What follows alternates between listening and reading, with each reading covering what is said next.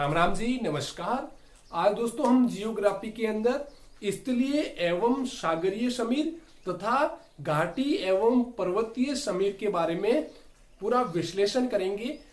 दोस्तों आज मैं ये ऐसे समझाऊंगा कि क्लास के अंत तक आपके 0% डाउट रहेगा, क्योंकि ये ऐसे समझाया जाता है कि एक का कनेक्शन दूसरे से, दूसरे का कनेक्शन तीसरे से जियोग्राफी में रहता है। इसलिए आप बीच में छोड़ करके भागिए मत, यदि समझना है तो, और वरना तो आपकी मर्जी है।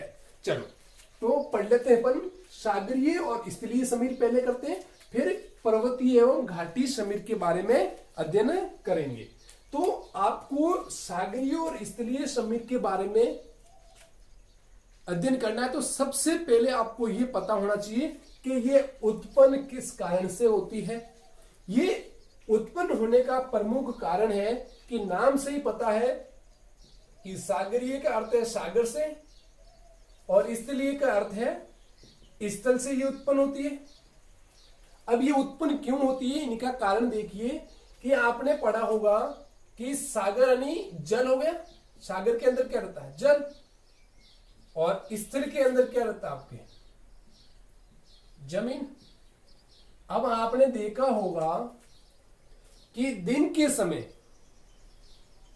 जमीन ज्यादा गर्म होती है, पानी कम गर्म होता है, मतलब पानी ठंडा रहता है जमीन की तुलना में। मतलब सागर है वह स्थल की तुलना में ठंडा है और स्थल गर्म है। रात्रि में क्या होता है कि स्थल है वह ठंडा होता है और सागर है वह गर्म होता है। इसका मतलब एक दूसरे के क्या हो गया? विरोधी स्वभाव वाले हो गए। इनका कारण है सागरीय और स्थलीय समीर उत्पन्न होने का कारण है, वह कारण है कि स्थल एवं जल का गर्म एवं ठंडा होने का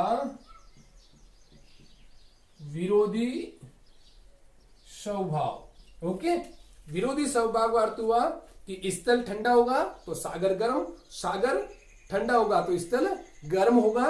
ये हमेशा ध्यान रखना है आपको। दिन के अंदर 2 बार अपनी दिशाएं परिवर्तन कर देती है। दिन के अंदर सागर से स्थल की ओर चलेगी और रात्रि के अंदर स्थल से सागर की ओर चलती है। इसलिए आप इनको छोटे पैमाने के आधार पर इनको मानसूनी हवाएं भी कह सकते हैं, क्योंकि मानसूनी हवाएं क्या होती है कि वह 6 महीने में एक दिशा की ओर और दूसरे 6 महीने में उसके विपरीत दिशा की ओर हवाएं चलती है, उसे ही मानसूनी हवाएं कहते हैं। तो ये दिन के अंदर ही 24 घंटे के अंदर ही अपनी दिशा विपरीत कर देती है। तो अपन अब एक डायग्राम बना करके समझा देता हूं मैं आपको कि ये कैसे उत्पन्न होती है। एक भी डाउट नहीं रहेगा। यदि इसके बाद में भी आपका डाउट रहता है तो आप अपना कमेंट जरूर डाल दीजिएगा। अब मान लीजिएगा आप ये अपना स्थलीय भाग है, ओके, और ये अपना है सागरीय भाग है, यहां पे जल है।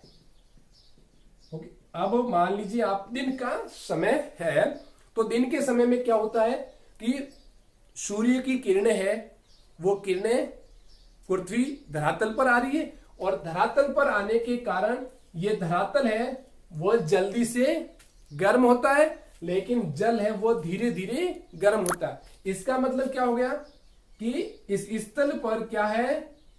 निम्न दाब हो जाएगा, निम्न वायु दाब होगा, क्योंकि गर्मी के कारण यहां से क्या हो गया? हवाएं गर्म होकर के ऊपर उठ जाती है और स्थल पे क्या हो जाएगा भाई? ये धीरे धीरे ठंडा हो रहा है ना जल, तो यहां पे क्या हो गया? उच्च दाब। इसलिए आपने देखा होगा कि हवाएं हमेशा होती है वह उच्च दाब से निम्न दाब की ओर चलती है। ये स्थिति कब हो रही है? दिन के समय में हो रही है। किस समय में हो रही है? दिन के समय में हो रही है। ओके, तो इसका मतलब हवाएं किस दिशा से चलेगी? सागर है ये और ये स्थल है, इसका मतलब हवाएं यहां से चलेगी, किस दिशा की ओर जा रही है? सागर से स्थल की ओर जा रही है। तो इसलिए सागर से उत्पन्न होने के कारण इस हवा को क्या कहा गया है? सागरीय समीर। और ये सागरीय समीर कब उत्पन्न होती है? दिन में उत्पन्न होती है। ये ध्यान रखना, परीक्षा में प्रश्न यहां से ही आता है कि सागरीय समीर कब उत्पन्न होती है? दिन में उत्पन्न होती है। ओके, अब रही बात है स्थलीय। अब यहां पे आप, ये डायग्राम है, इनको मैं आगे बढ़ाते हुए आपको समझा रहा हूं। ये आपका क्या है? स्थलीय भाग है, ये आपका स्थल है, धरातल मान, और ये आपका क्या है? जल है। अब आपको ये ध्यान रखना है कि रात्रि के समय क्या होगा? सूर्य अस्त होने के बाद स्थल है वो फटाफट से क्या हो जाता है? ठंडा हो जाता है, क्योंकि स्थल से विकिरण के द्वारा ताप का ह्रास हो जाता है, ऊर्जा का क्या हो जाता है? ह्रास हो जाता है। इसलिए स्थलीय भाग जल्दी जल्दी ठंडा होता है और जल है वो धीरे धीरे ठंडा होता है। इसका मतलब ये क्या रह गया? गर्म रह गया। तो गर्म होता है, तापमान ज्यादा, इसका मतलब तो यहां पे क्या हो गया? निम्न वायुदाब। और यहां पे क्या हो गया? ये जल्दी से ठंडा हो गया ना, तो यहां पे उच्च वायुदाब रह गया। अब क्या हो गया कि हवाएं होती है वह उच्च दाब से निम्न दाब की ओर चलती है। ये हम सूर्यास्त के बाद की बात कर रहे हैं, रात्रि के समय में हो रहा है, ठीक है ना। इसका मतलब क्या हो गया कि हवाएं किधर से चलेगी? स्थल से चल रही है, किस ओर? सागर की ओर चल रही है, इसलिए इसका नाम क्या दे गया? स्थल से चलने के कारण स्थलीय समीर। और ये स्थलीय समीर कब चलती है भाई? रात्रि में। ये ध्यान रखना है, क्योंकि रात्रि के अंदर ही तो स्थल ठंडा होता है, और स्थल रात्रि में ठंडा होगा तो क्या हो जाएगा? उच्च दाब बन जाएगा, तब ये सागर की ओर चलती है। अब आपको थोड़ा सा यहाँ पे और ध्यान रखना है कि ये जो सागरीय और स्थलीय समीर होती है ना, जब सागरीय समीर है ना, ये आपको ध्यान रखना है निम्न अक्षांशों पर बहुत ही तीव्र गति से चलती है। क्यों? कि आपने देखा होगा कि निम्न अक्षांश होते हैं ना, 0 डिग्री, फिर आपके यहाँ पे 30 डिग्री उत्तरी और 30 डिग्री दक्षिणी मान लीजिए, तो सूर्य की किरणें इनके बीच में तेज होती है, लंबवत रहती है। तो यहाँ पे क्या हो जाता है? या मान लीजिए ये स्थलीय भाग है और यहाँ पे क्या ये सागरीय है, जो तटीय भाग है। ओके, तो यहाँ पे क्या होगा? उच्च दाब ज्यादा रहेगा, यहाँ पे निम्न दाब रहेगा, तो इसलिए यहाँ पे दाब का अंतर क्या है? बहुत ज्यादा होगा, ठीक है। तो इसलिए यहां से जो ये सागरीय दिन के अंदर चलने वाली समीर है वह तीव्र गति से चलती है, मतलब तूफान का रूप भी धारण कर सकती है। तो ये आपको ध्यान रखना, कभी पूछा जाए कि सागरीय समीर किन अक्षांशों पर तूफान का रूप भी धारण कर सकती है, तो निम्न अक्षांशों पर कर लेती है, क्योंकि यहां पर स्थल और जल के मध्य दाब का अंतर बहुत ज्यादा होता है। जैसे जैसे अक्षांशों की ओर बढ़ते जाएंगे तो तापमान कम होता जाएगा, क्योंकि किरणें क्या हो रही है? तिरछी पड़ रही है ना, इसलिए तापमान कम होने के कारण स्थल और जल के मध्य वायु दाब का अंतर भी कम हो जाता है। इसलिए क्या हो जाएगा? पवनों का वेग भी कम होता जाता है। इसलिए आपको ध्यान रखना, मध्य अक्षांशों पर ये 15 से 20 किलोमीटर के प्रति घंटे की स्पीड से चलती है, यहाँ पे बहुत ही तेज गति से चलती है। और इसी वजह से कहा गया है कि अपना जो तटीय इलाका होता है ना, वहां सम वायु दाब रहती है, क्योंकि दिन के अंदर और रात के अंदर इधर से हवाएं इधर, इधर से हवाएं इधर, इसलिए समकारी प्रभाव रहता है। न तो ज्यादा ठंड पड़ती है और नहीं ज्यादा, वो इलाके गर्म रहते हैं। ये हो गया आपका सागरीय और स्थलीय समीर। उत्पन्न होने का प्रमुख कारण स्थल और जल के गर्म और ठंडा होने का विरोधी स्वभाव के कारण। ओके, चलो अब अपने पर्वतीय और घाटी। प्रमुख रूप से यह ध्यान रखना है कि सागर से चलने वाली सागरीय पवन ये कब चलती है? दिन के अंदर। क्यों कि स्थल की ओर हवा कब आएगी? जब स्थल गर्म होगा। स्थल गर्म कब होगा? दिन के समय में होगा। और स्थलीय भाग से कब चलेगी? मतलब स्थल पर उच्च दाब कब होगा? क्योंकि हवाएं उच्च दाब से चलती है, तो स्थल पर उच्च दाब कब होगा? रात्रि के समय में होगा ना। तो इसलिए स्थलीय समीर रात्रि में चलती है, ये आपको ध्यान रखना है। अब अपन पढ़ लेते हैं पर्वत और घाटी समीर। यदि अभी भी कोई आपके मन में डाउट है स्थलीय और सागरीय समीर के बारे में, प्रश्न ऐसा ही आएगा, तो आप अपना फटाफट करके कमेंट डाल दीजिए। अब अपन कर लेते हैं पर्वतीय एवं घाटी समीर। ये भी ऐसा का ऐसा ही है। ये भी दिन और रात के अंदर अपनी दिशाएं चेंज कर लेती है 24 घंटे के अंदर। इनको भी हम मानसूनी हवाएं भी कह सकते हैं। ओके, चलो, छोटे पैमाने के अर्थ पर कहा जा सकता है। अब इनको भी हम डायग्राम से समझ लेते हैं, आपको जल्दी से समझ में आ जाएगा।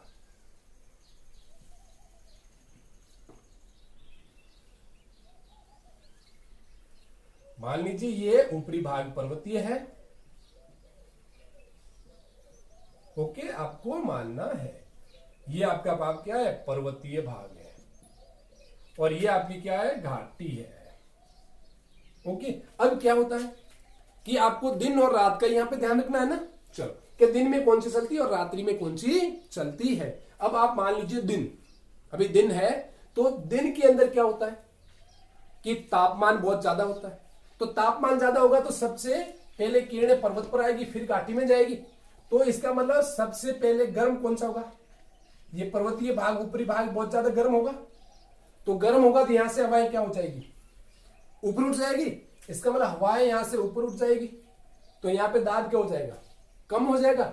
इसलिए दिन की बात कर रहा हूं मैं। किसकी बात कर रहा हूं? दिन में। तो पर्वतीय ऊपरी भाग में क्या हो जाएगा? निम्न वायु दाब। और यहां पे क्या हो जाएगा भाई? घाटी में, क्योंकि किरणें तो बाद में पहुंच रही है ना, और तिरछी आ रही है। इसका मतलब यहां पे क्या है? तापमान कम पहुंच रहा है, तो यहां पे उच्च वायु दाब। दिन की बात कर रहा हूं मैं। ओके, अब क्या हो जाएगा? तो वायु कहां से चलेगी भाई? उच्च दाब से निम्न दाब की ओर। इसका मतलब घाटी से पवने कहां चल रही है? पर्वत की ओर चल रही है। इसलिए इसको क्या बोला जाएगा? घाटी समीर। इसलिए दिन के अंदर चलती है घाटी समीर, ये ध्यान रखोगे। और वहां दिन के अंदर स्थलीय या सागरीय चल रही थी? सागरीय चल रही थी। ये आपको ध्यान रखना है, प्रश्न यहां से ही रहता है। ओके, तो आपको ये समझ में आ गया। अब रही बात अपने रात्रि के अंदर होगा तो क्या होगा। अब रात्रि के अंदर भी हम देख लेते हैं, इसी डायग्राम के अनुसार समझ लेते हैं अपन।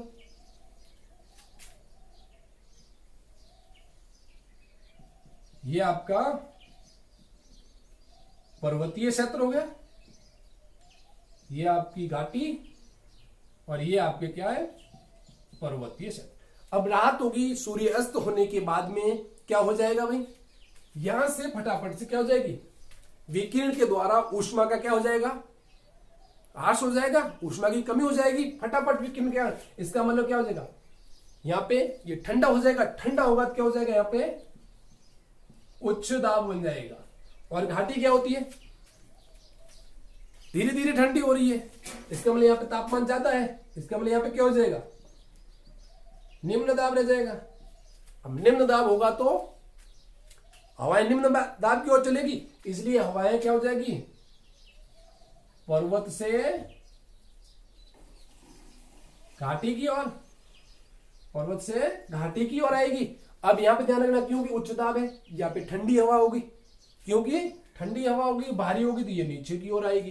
क्योंकि यहां से क्या है? ऊष्मा विकिरण के द्वारा ह्रास होगी। तो इसलिए अब ये ठंडी हवाएं यहां पे आ रही है, तो यहां पे क्या हो जाएगा? तापीय प्रतिलोमन बन जाएगा।